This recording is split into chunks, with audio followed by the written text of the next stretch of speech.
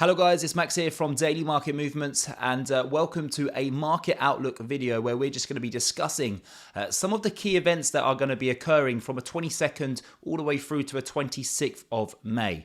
Now in terms of economic data, this week we have a lot on our plate. Starting on Tuesday we have the services PMI, and then on Thursday we have the GDP figures, and then on Friday we have the core durable goods followed by the PCE reading. So in terms of economic data, it's going to be a very eventful week. But let's just quickly start by talking about the markets. Of course, last Friday, we saw the S&P 500 as well as the NASDAQ 100 break out of their very tight ranges that they've been trading in for the past couple of weeks.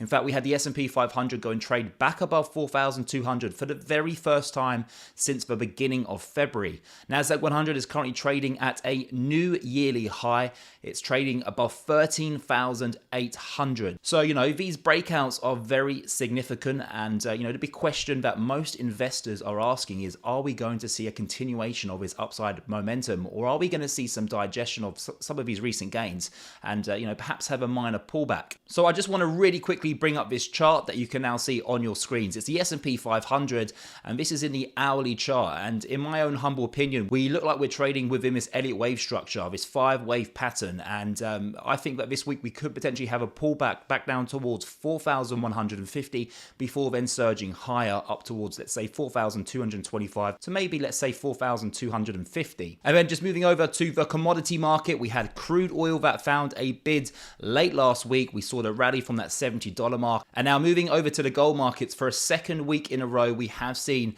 a decrease in price. And as the old saying goes, sell in May and go away. Now, May is notorious for seeing asset prices such as, the precious metal markets and the stock market decrease in value. And we haven't seen it over in the stock market, but for the likes of gold and silver, we have definitely seen a decrease in asset prices. And it's very interesting, of course, because gold went down to a very key area last week on, I think it was on Thursday, I believe, where we did go and achieve a price of 1950. We did find some buyers there, and I think it's very important that gold returns trading back within this ascending wedge that you can currently see on your screen. I think it's very important for gold to recapture 2,000. The fundamentals are very supportive for these precious metal markets to move higher going into the coming weeks and months ahead. Going into this trading week, I think that both the stock market prices as well as the commodity prices are going to be heavily focused and dependent on the debt ceiling. Are we going to have a deal between the Democrats and the Republicans?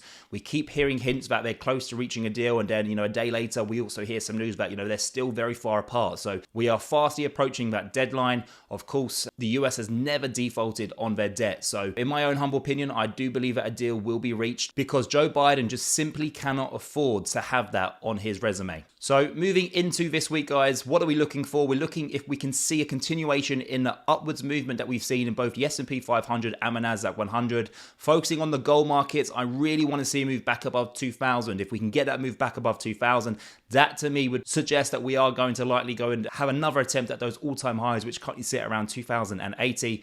Crude oil found a large amount of support down at $70 a barrel. If we can continue trading above $70, then I feel like that opens up the window for us to potentially go and trade up towards $78, maybe even $80 a barrel. And as always, team, don't forget, I post daily videos here on the YouTube channel where I analyze each asset individually. That's NASDAQ 100, gold, crude oil, natural gas, silver, and the S&P 500, as well as a Dow Jones 30. So if you've enjoyed this video, make sure you go and watch my daily analysis videos. And just to end today's video, guys, I'm going to put a QR code up on your screen. This is my free trading signal group. So if you would like to receive free trading signals, there's no catch here at all. You just got to go over onto my website by scanning this QR code, and then it will literally take you 30 seconds to sign up and be part of my Telegram trading signal group.